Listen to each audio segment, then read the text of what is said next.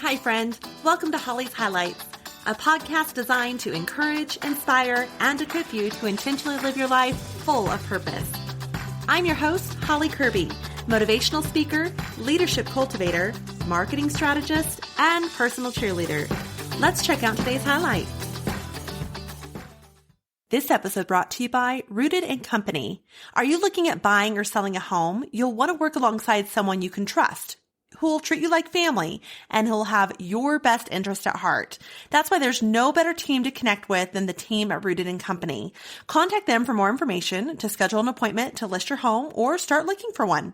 Don't forget, they have the Heroes Next Door program too for all the police and fire and military, teachers, and even the healthcare providers. This saves you even more money.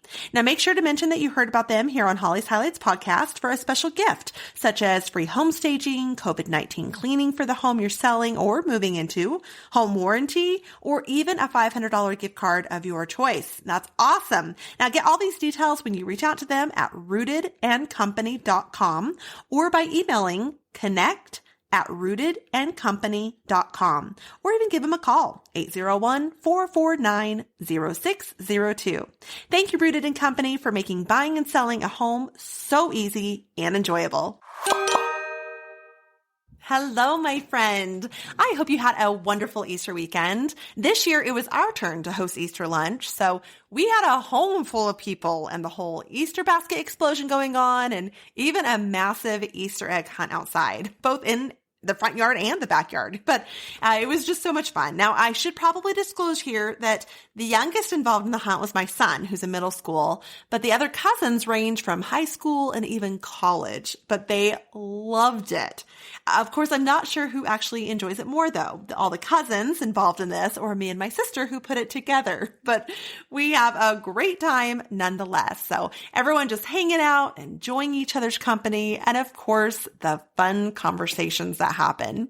Now, perhaps around your Easter meal, the conversations may have been similar, or perhaps they were not as delightful.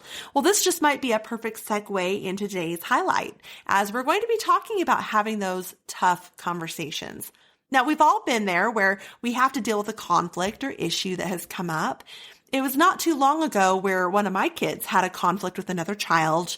And when I reached out to the parent for help on getting the kids together and, just helping them talk through their differences and what was taking place and just how to work through it, I was shocked when the parent refused to work together. I truly couldn't comprehend the basic neglect of dealing with an issue. Now, I tried to come alongside this parent and assure them that I actually wanted to know where my child could have improved and basically take ownership of choices made. But the parent said that they would only back their child, that we should each back our own kids, and that talking it through, get this, would cause more conflict. What? Well, whether people want to deal with it or not, we're all going to have tough conversations at one time or another. This might be in relationships, starting one, ending one. Of course, that's going to be tough. Maybe it's with a spouse or even a former spouse, family, dealing with in-laws, and of course, friendships, all of that in those relationships. Or maybe it's going to be at work, hold someone accountable as a leader or confront inappropriate behavior, or even giving feedback and just coaching someone, asking for a raise or a promotion. There's a lot that's going to have to be dealt with in that work environment. Then, of course, at home. If you have kids, you know what I'm talking about, dealing with kids' behaviors or discipline, or even dealing with a neighbor. Have you ever put in a fence or had to deal with a tree that overhangs on a property line? Or maybe you live with roommates, or you're having to set boundaries in your home as to who comes over. For kids coming over, language is a huge one for me. So setting that boundary there. So again, having some of those tough conversations within your own home. Or maybe it's even in a school setting, whether it be that you go to college, you're involved in school, or even your kids dealing with teachers and grades. I recall my daughter having a tough conversation with a teacher in middle school, and I was so proud of her for dealing with such a situation so maturely. It actually resulted in that teacher acknowledging his stubbornness and having more respect for her as a result of the whole tough conversation. But we are going to have to deal with tough conversations in life. Now, although there are many ways to respond to situations, such as freezing where we just don't know what to do, or that fawning effect where we just pretend all is okay and just agree to kind of go with the flow. The two main responses that we often see are flight or fight response. Now, flight is where we avoid it. We're going to ignore it. We're going to run away from it. We're not going to deal with it. Or the fight, where we can often come across attacking and aggressive. But what if we tried another option? Simply put, to handle the conversation well. Helping leave that conversation with each person involved still having their dignity and respect shown for each other, and of course, hopefully, a resolution. But the dilemma often comes in, how do we do that? So many people fear these tough conversations because they don't even know how to have them, whether it be at home, at work, at school, or just everyday relationships. So we're going to go through 5 tips to have this win-win conversation as an outcome. That first tip, that first thing in dealing with a tough conversation, we've got to let the cooler heads prevail. We've got to calm down and get our emotions in check. Maybe this is taking a walk if you need to. It's okay to even sleep on it. Often we tend to think we have to have a sudden, immediate response to things, whether we're in a meeting or via an email. Maybe we received an email from someone or even a text message that we got. These are often those knee-jerk reactions when what is really more helpful is to calm ourselves down and refocus on the facts. Give yourself permission to vocalize in that meeting that you all just need to table the issue or revisit it at another time. Or take a moment to step away to cool down. Or even that you'll need to get back to them, letting someone know by text, by the meeting, by giving them a phone call, whatever it needs to be, that just, hey, I'll have to get back to you on this. We have a simple prayer in our family on this one that simply goes, Lord, may the wise person show up and not the foolish. So an easy application on this one would be not to write that email or that text or even make that phone call when you're angry, when you're hungry, when you're tired. Give yourself permission to put it on pause and wait for the timing. Number 2, seek a win-win outcome. Now, this might seem kind of mindless that everyone would want a win-win outcome, but that's not the fact. What's the purpose of the conversation that you're about to have, and what would that win-win look like? Basically, what do you want to get from this conversation you're going to be having? Now, I don't know about you, but I can easily chase squirrels in my conversations. I get sidetracked very, very easily. So making sure you're getting to the heart of the matter is very important. What are you really wanting to accomplish? What does that end result look like to you? As odd as it may sound, actually setting a goal as to what this win-win looks like can be very helpful. This can include what you don't want for the outcome to be also. That can be helpful, or what you don't want to be a part of the conversation. Now, keep in mind when trying to have a win-win outcome, you may have to give a little. This is that word that we often don't like. It's called compromise. Now, I once heard someone say of tough conversations, let the other person leave with their dignity. Let me say that again. In a tough conversation, a goal you can set for yourself is to let the other person leave with their dignity. That means you're going to show them respect in that conversation as well. Now, a suggestion to apply to this step of seeking a win-win outcome to your next conversation is to repeat to the other person what you think you heard or understand the other person to be saying. This helps provide clarity and basically make sure you're both on the same page.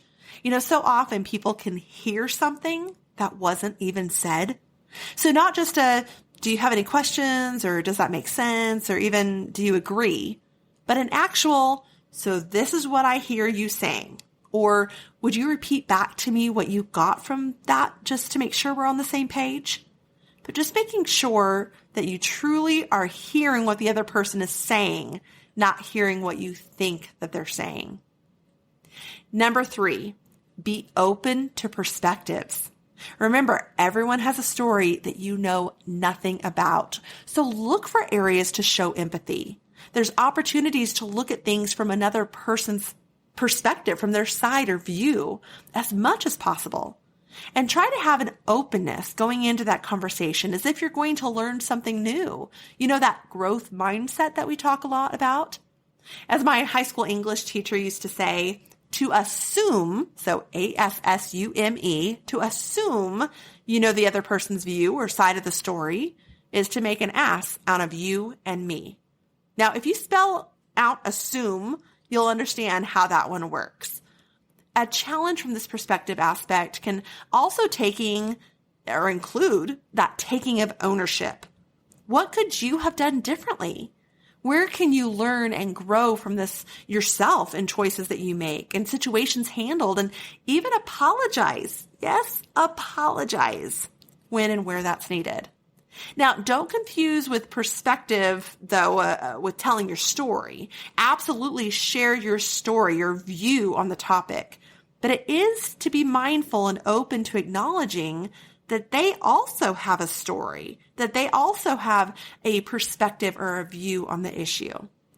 When truly giving each other opportunity to share the varying perspectives, those involved will be more apt to work collaboratively on testing out a solution.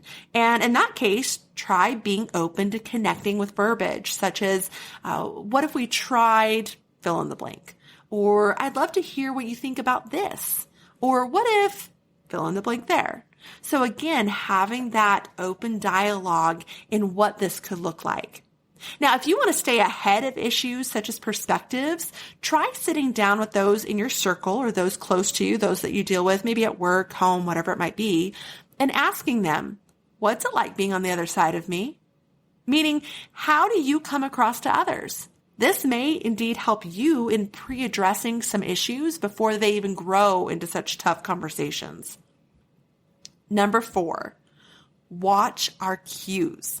While having any conversation, we can be aware of cues such as our tones and our verbiage. Are they respectful versus sassy? Are we avoiding attacking statements such as you? Are we making sure we use the word and instead of but? Avoid labeling, which can come across attacking and really get defenses going on the conversation. Or maybe checking our tones of if we are trying to be controlling in any way.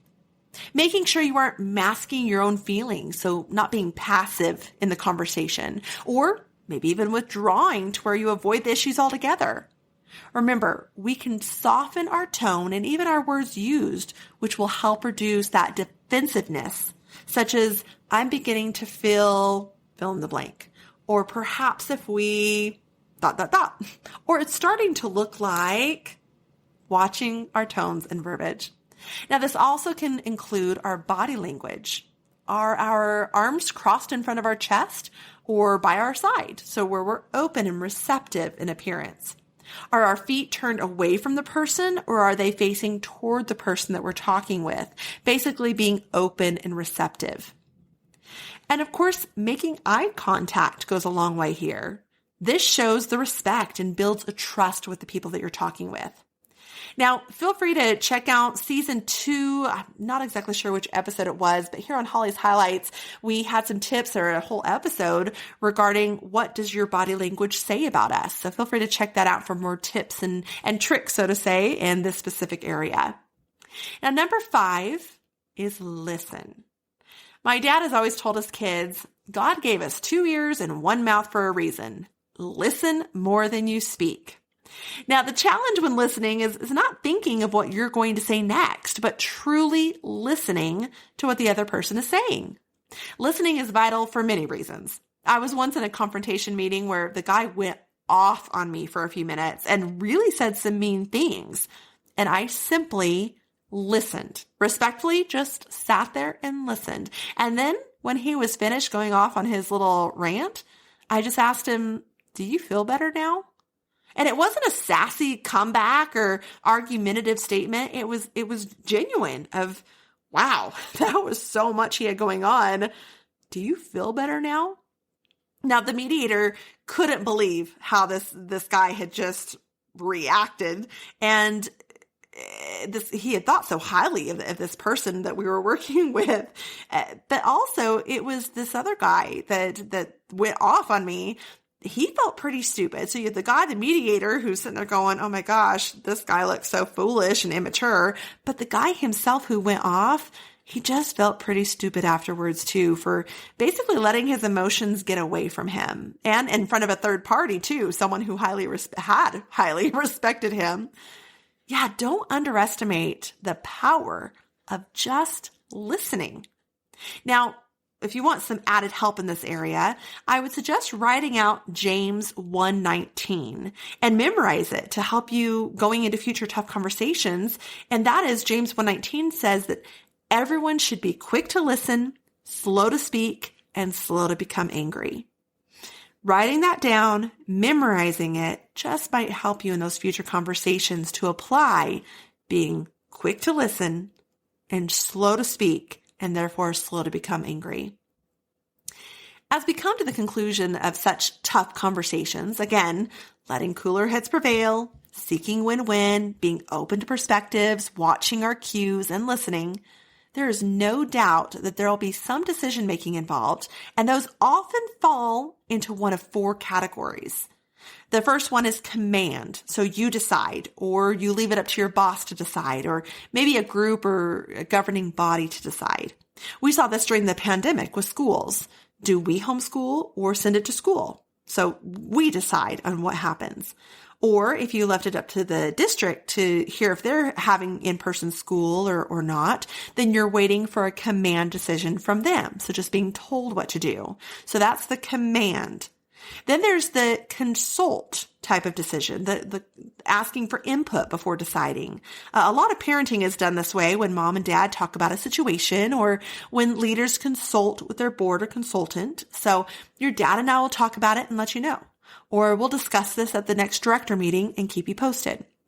So the consult. Then there is the all familiar vote. And this works really well when people are more in alignment and just figuring out the best option. So for me and my kids, I might do hey, we're going to go out to dinner. The most votes win for the place that we're going to go to. So a voting. And last but not least is the consensus. So everyone has to be on the same page. This is another one I do with my kids when we try to figure out a trip, our family vacation. I'm not going to tell the kids where we're going. I'll consult or do research on options, but then we may vote on what type of trip, but ultimately we're going to talk through and really come to a consensus of where all of us want to go. One place that we can all agree on. So not persuading or guilting or acting like we're the martyr in the decision, but talking it through until all truly are on the same page. Now, of course, this is where action items are going to come into play. What decision did we come to? Who's responsible for further action? What and by when? Any follow-up needed from this conversation and the action that we're coming into alignment with? How are we going to handle such disagreements in the future even? As a saying that sits in my dad's home goes, you can't fix stupid. And fortunately, sometimes we will have tough conversations that truly are going nowhere. And therefore, for our sanity and everyone's safety probably, like the story I shared at the beginning, there will be times where the appropriate action is to simply drop it. Now, my child and their friend, they still play together, but I realized that household and mine have completely different priorities as to how we raise our children to deal with conflict. So there are some boundaries I've set as a result of this interaction in order to safeguard and protect and yet still show respect. There are also some conversations where you'll want to pick your battles. And on the other hand, I will encourage you with knowing that putting forth the hard work of having these tough conversations can pay off. That same child has another friend with whom they had an issue before, and yet those parents were awesome when I asked them to get our kids together to chat. In fact, we nailed that tough conversation, and the kids came out better for it as they learned how to handle their disagreements and deal with such issues in a healthy manner. It also unified me and the parents and built our own friendship with a solid foundation of trust and mutual respect.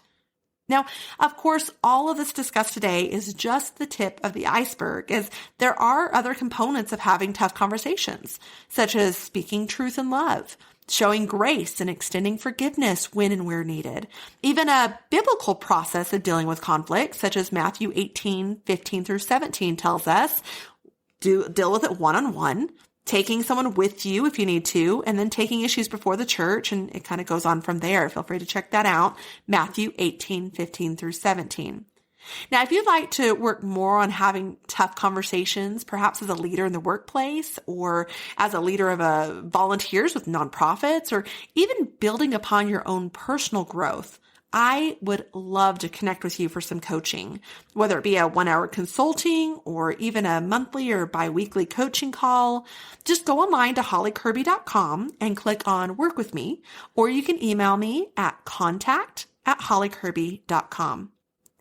Now, I get that many don't like dealing with conflict or having these tough conversations, but if you don't face your giants, they only get bigger. And hopefully through some intentional effort in this area, you'll be able to walk away from these tough conversations feeling productive and strengthening the relationship, and even providing a framework for better communication with those you come into contact with throughout your life. And as well-known speaker Peter Bromberg said, when we avoid difficult conversations, we trade short-term discomfort for long-term dysfunction. Oh, friend, be brave enough to start a conversation that matters, no matter how tough that conversation may feel. Thank you for joining me on this journey of life. I hope that today's highlight has been encouraging, inspiring, and equipping so you can go out and live your life full of purpose. I'd be honored if you'd take a moment to leave a review, or better yet, subscribe. We can also stay in touch by joining my email list at hollykirby.com. That's HOLLYCURBY.com. Until next time, make it a great day for a great day.